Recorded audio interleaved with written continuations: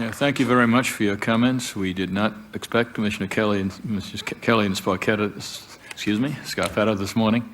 But I thought it would be easier with all of us here, since one of the keys is to make sure that we have all departments cooperating. So I thought that if we all testified together, it would give you a better opportunity to understand just how well prepared this city was and is. Yeah, we'd be delighted to hear. I know we have a panel tomorrow at which representatives of your departments are going to take part. We would be delighted at this point to hear Commissioner Kelley or Commissioner Scoppetta. Any comments you would like to add to the mayors? I think we're just here to answer questions, Mr. Chairman. Mr. Chairman, does this... Commissioner? Yeah, Mr. Chairman, I apologize, Mayor. I was asking the staff if this meant that we would not have their expertise and their insight and their counsel tomorrow. Well, keep in mind that neither were commissioners when the attacks occurred or in the first 3 months. They're really only able to testify to the city's response after 9/11's aftermath, starting January 1, when they took the lessons that we learned and actually tried to implement them. And for the last 15 months, they've been working very hard to increase the city's preparedness to any future attack, but certainly more than that, to focus on preventing an attack. People talk about first responders. These are our first preventers, and the city is well served by the NYPD and the fire department, not only to prevent possible terrorist attacks, but if you take a look, the murder rate and the deaths from fires continues to decline and has precipitously in the last 15 months. That's their job, and they do it very well. But, Mayor, my question was, will they still be available to us tomorrow at the 1:30 to 3 o'clock panel? I thought we would make the head of the Department of Design and Construction, Ken Holden, available. He's the only one in the administration who was running an agency then and was on site, and he can add a lot. I think if there were specific questions, unfortunately, both of these guys have awful lot to do, so I thought if we all came, we could avoid wasting their time. Commissioner Garlick. I have a couple questions. Let me say this. Ray Kelley is probably the best suited person in this country to talk to us about the coordination that is taking place in real time between our localities and the various agencies of the federal government. I had the privilege of working with Ray when he was in the federal government in various capacities, and I know that he is deeply involved with our federal agencies. I would find it enormously helpful if we could have a session with you at some later point to talk in detail about how it is working for you in the city. I would love to hear a general statement now, but to Commissioner Romer's point, I think we could learn a great deal from you if you would make yourself available to us. I know you're incredibly busy, but if you could make yourself available to us to give us a sense of how the various elements of the federal government are relating to each other and to you. Sure. We can do that in the future. But if you could characterize it now, I think it would be helpful just to get us started and located, if you would. I think there's no question that state and local and federal agencies are working more closely now than ever before. We have an excellent working relationship, that is the NYPD does, with both the FBI and the CIA. And the state's Office of Public Security that is involved. We're much closer now than ever before. We have a free flow of information. I don't think there's any question in my mind that we're not getting information, certainly relevant to New York City, on a immediate basis. Internally in the city, I think we're working much closer. Commissioner Scopetta and I and the staffs of the fire and the police department work closely together. We now have executives assigned to each other's headquarters.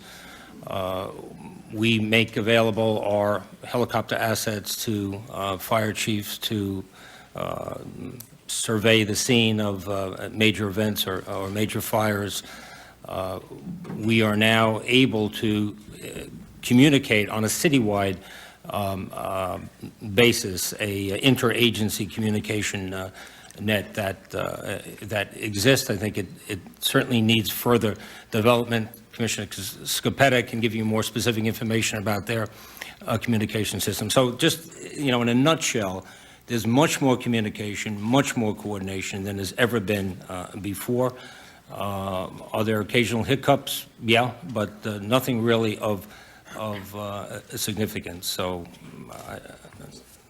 I don't know, how I can say it more directly. We're getting the information that we think we need. We, for instance, have increased our Joint Terrorism Task Force component. On September 11, 2001, there were 17 investigators from the NYPD in the Joint Terrorism Task Force. There are now over 100, and they're working with the FBI literally throughout the world. The CIA has been very forthcoming with information as well.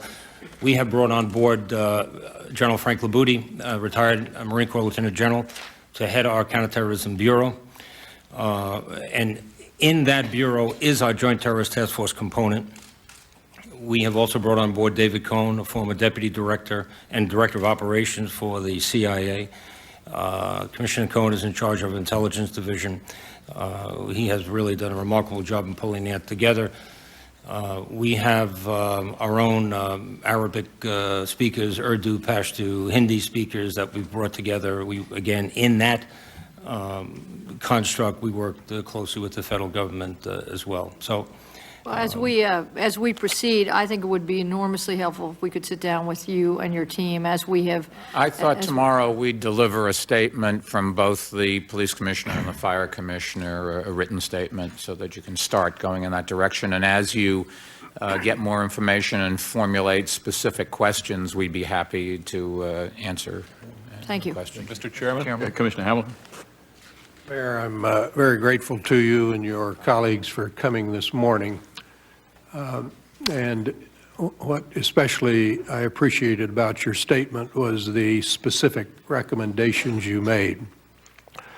Our task as a commission at the end of the day will be to make recommendations to policymakers to prevent such attacks occurring again.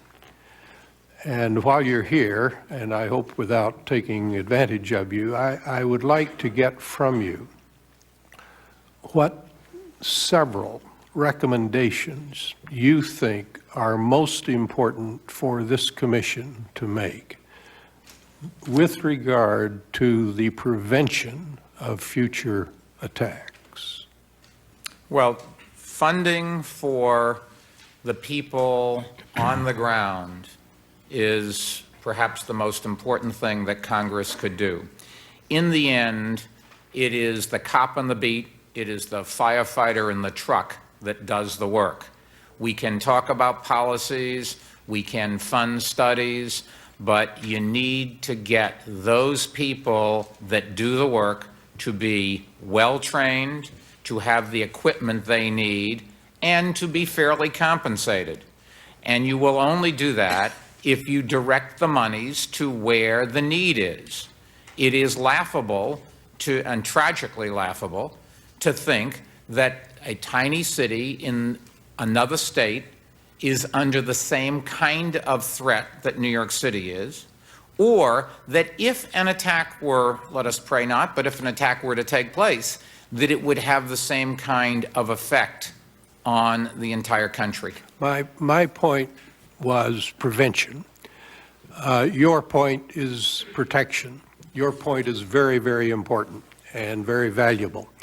And I think your experience in New York City can teach us an awful lot about how we respond to terrorism and how we can protect against terrorism. But is there anything that comes out of the New York City experience that can guide us with regard to the prevention of terrorism? We spend 1,000 of our police officers on intelligence. New York City Police Department has its own police officers in major cities around the world so that we get intelligence. When you see under Operation Atlas a group of heavily armed men and women in police uniforms all of a sudden show up and then go someplace else, totally unexpected, that is a preventive thing. Are you comfortable with the amount of intelligence you get from the federal government? Is there good coordination with our intelligence agencies at the federal level, with your intelligence I think the commissioner agencies at the said cities? that in terms of information that references New York, Commissioner Kelley is comfortable that we get it virtually instantly. The problem with intelligence is there is so much, and it tends to be so unspecific, that there isn't a direct answer to your question. Only in retrospect can you look back and say whether or not you had too few assets deployed. We will never know whether we had too many. But we have an obligation to prevent, to protect, and if need be, respond to the public. Not just terrorism from terrorists, terrorism from criminals. There's lots of different things that all of our security agencies, law enforcement agencies, fire department, medical people, they have to respond to every day. Not everything is caused by terrorists. I think we are going in the right direction. We have a commitment to provide the level of security that we believe is adequate. It is not as much as we would like. I'd love to have a firehouse on every corner. We can't afford that. I'd love to have a police officer stationed in the lobby of every building. We can't afford that. We have to deal with the economic realities of the world. Having said that, we will provide the level that our senior management in police and fire think is appropriate to make this city safe. And the consequences of doing that are that we will have to, unfortunately, not do many of the other things that the people of this city and this country need due to the limited resources. Thank you. Commissioner Benveniste. Mayor Bloomberg, I thank you for your pledge of full cooperation, and we will certainly take you up on it. I would like to congratulate you on your selection of my old friend and colleague Nick Scoppetta to be a fire commissioner. And I see Ray Kelley, who I have had the privilege of meeting with in the past. Let me also point out that we have our corporation counsel here, so out of the 4 of us up here, 3 are lawyers. Oh, dear. Not a bad thing. It depends.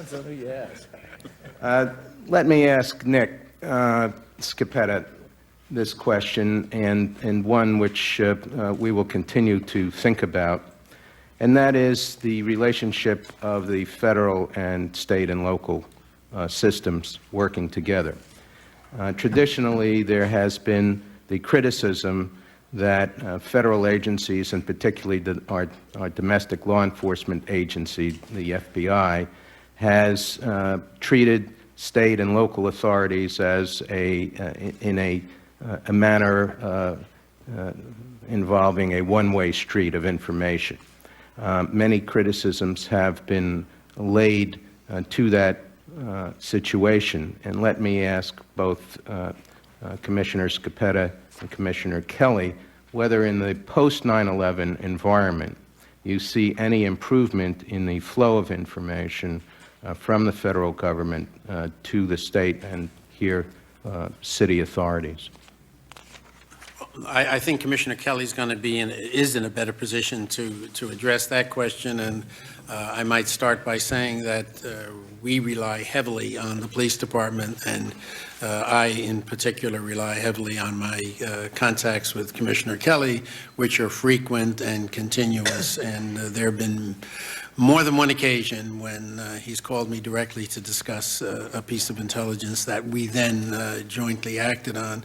I will say that I think I have never seen better cooperation and coordination between the various city agencies that might be called upon to be first responders, and in particular, fire and police. We have done 4 joint exercises together.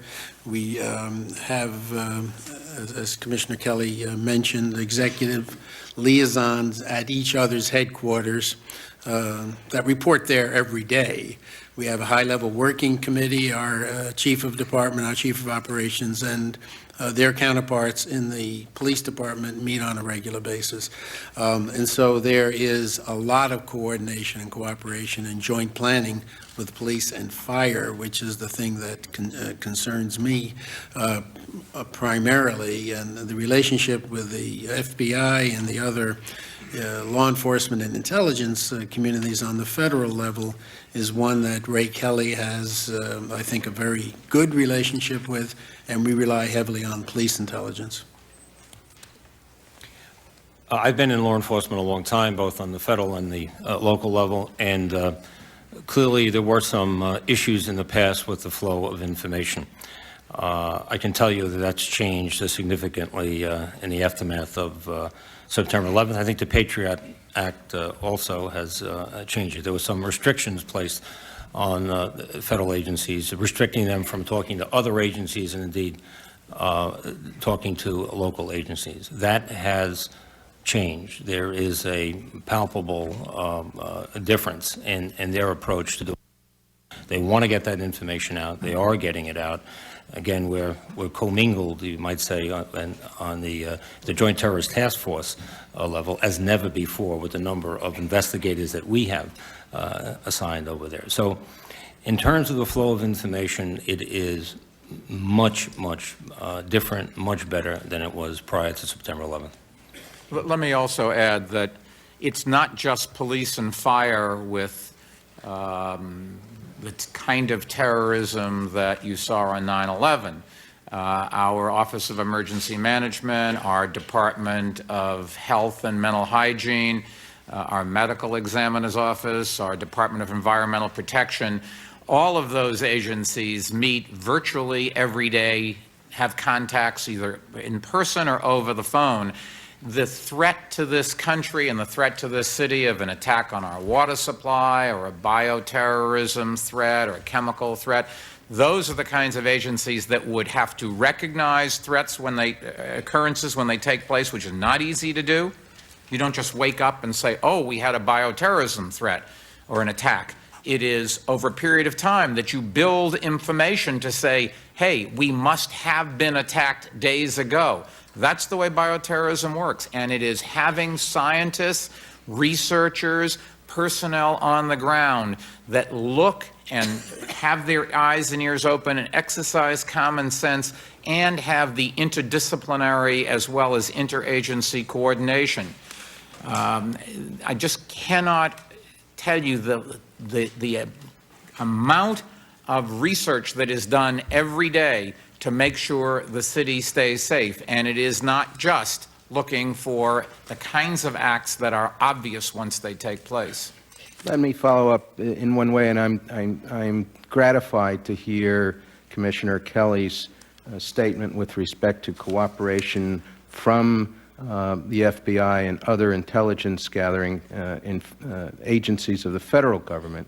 Are there specific areas where you feel improvement still needs to be made? I think it's something that has to be worked on every day. You have to be aware of it and conscious of it every day. We don't want agencies to fall back into old habits, and I think it's very important at the top.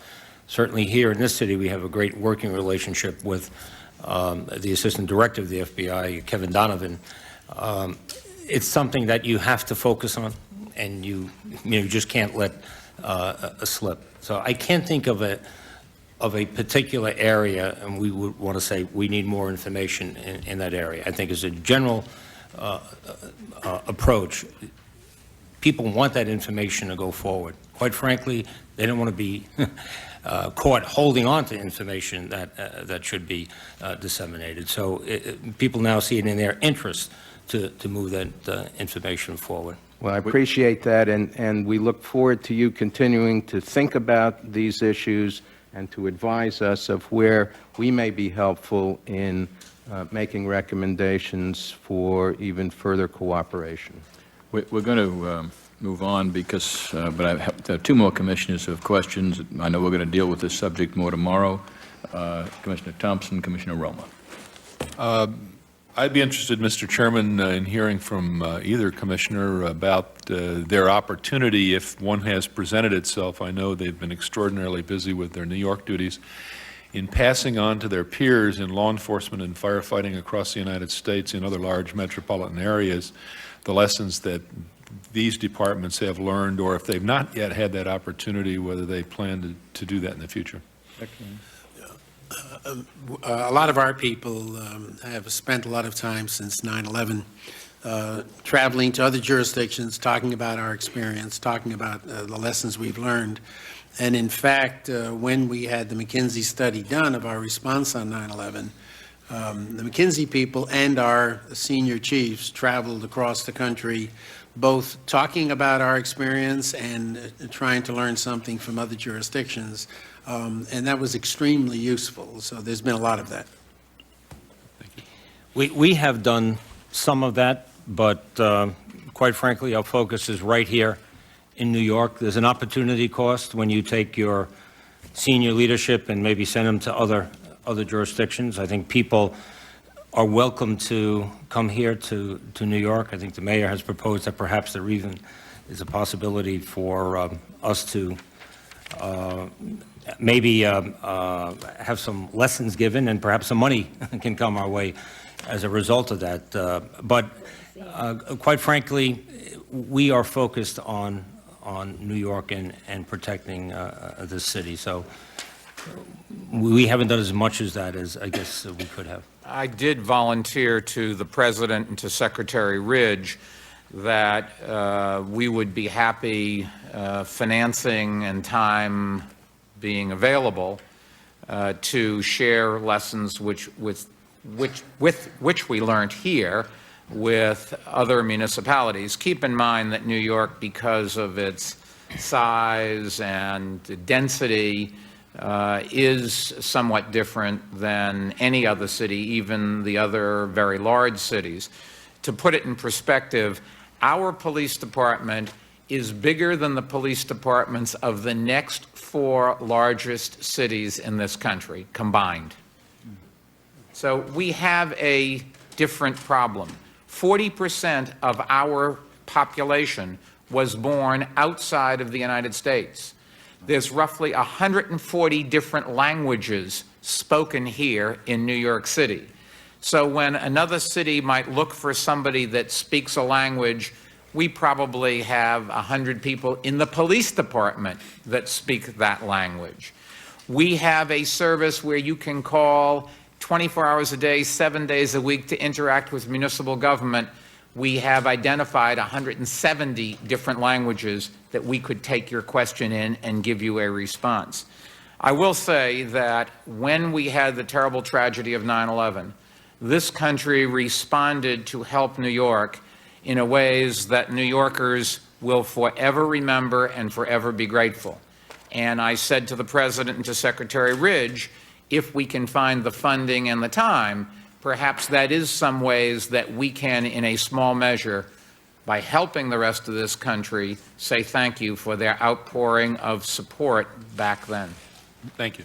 I just want to add one thing. I'm Congressman sorry, Roma. I'm Governor. sorry, Kelley. We do have an excellent working relationship with the senior staff of the Chicago Police Department. They did visit here with us, and we have sent representatives there. So I know you might have a particular interest in Illinois. I wanted to emphasize that. Thank you. Congressman Roma. Commissioner Kelley, you not only hit right away on one of the governor's concerns, you hit absolutely on the mark in your 2 minutes what the United States Congress looked at for 12 months on the joint inquiry with regard to what are the 2 key issues to make sure that the federal government is sharing information with local police departments and fire departments and intelligence agencies. The 2 key issues that we found, and I wish you would comment on them, are 1, how do we make sure that people in your department get clearances? The governor of Virginia, Jim Gilmore, eloquently complained to Congress that he wasn't even cleared as a governor to get certain information. And how do you then make sure that you get the information to you and your top people? The second issue is, as you again hit on, and I wish you'd be a little bit more explicit about some ways we can improve this, is actionable intelligence. How do we improve the specifics of that information to you the first time, if not the second time, to give you the right information that can help you prevent some kind of terrorist attack from taking place? I think the granting of clearances is a real issue. It's still an issue, and it obviously has to be handled on the federal level. There has been some give in the granting of interim clearances, but it just has to be speeded up. And we're on the receiving end of that. I think the mayor and I have had some discussions about that. The background checks are extensive. There's some archaic regulation. I myself, and I've been gone through the nomination process twice, and when I was in the federal government, I moved from one job to the other, requiring another clearance process. That thing had to be done again, even though I was sitting in an office. I was an undersecretary. I was moving to the commissioner position. I had to go through the whole process again. It simply does not make sense. So I think that we just need give in that regard. As far as actionable intelligence, the problem is that it just doesn't come in neat packages. It's not specific. We're not getting it as a nation with great specificity, so therefore it's not coming to us with specificity. You're getting these bits and pieces, and it's difficult for our intelligence agencies, and we work with them. It's difficult to put it together. There's no easy answer. I think we can go back 30 years and all of these discussions that we've had about over-reliance on technology versus human intelligence, but that's what we're faced with now. That's what we get. That's what we get at the national level, and of course that's what comes down to us on the local level. Let me add to that one of the surest ways to let the terrorists attack us again is for all of us to stay home, seal ourselves in, and let our economy and our lives fall apart because of a perceived threat. America is a country that for 225 years has been willing to stand up, run risks, fight to make sure that we stay a democratic country and to try to help the rest of the world. And we have not gone back and hidden ourselves at home. We have to say, turn it over to the professionals and go about our business. And this constant reaction to ill-defined terrorist threats can only damage our economy and prevent us from responding later on when a real threat does occur. And we have to be very careful that we don't go in the other direction in the interest of being able to show that we had X number of threats and we responded here, here, and here. The fact of the matter is the public has to go on. This is, by and large, let us pray totally, it is a safe country, and we have professionals, certainly in the city, and I think, although I have a little less experience at the state and federal level, to prevent terrorist attacks in the future. Let us all pray. In the meantime, we have to go about our business and our lives. Last question, Secretary Lehman. Yes, Mr. Mayor, thank you for your statement. I would really like to request that at a subsequent opportunity that we get the city government's best recommendations with regard to a problem that was highlighted in the Joint Committee investigations and became a major criticism of the FBI in particular, and that is the dominance of the law enforcement and prosecutorial approach to terrorist issues, and the obstacle that becomes in the sharing of intelligence, which may be evidentiary and becomes protected as soon as an investigation gets going, and how how you, at your level, can come up with procedures to ensure that there is full sharing among all the officials in your government, as well as the federal government, even at the expense of perhaps weakening the evidentiary sanctity of a prosecution. That would be very valuable to us in the future. I agree. I think it's an excellent point, and I think it's an issue of culture. You need that change. Again, the FBI and obviously the Department of Justice, and that's their business, prosecutions. And we are now forced to be in the preventive mode, where we have to focus on stopping another event, preventing another event, rather than doing a retrospective examination of one of these horrific events. And it takes a lot of focus and a real culture change in those agencies. And I think they're doing. I think Director Mueller is doing an excellent job in that regard. But it's a heavy lift, and he understands it. And we've had these conversations. Do you think you have the right balance in the NYPD? I think we have it in the department more so than perhaps on the federal level, because I think we're literally at ground zero. So I think there's much more of an awareness of the need for prevention than perhaps on the federal level. But it's something that we have to focus on as well. And evidentiary considerations are not just for criminal prosecution. We live in a litigious society, and we have to continue day in and day out and pay the bills.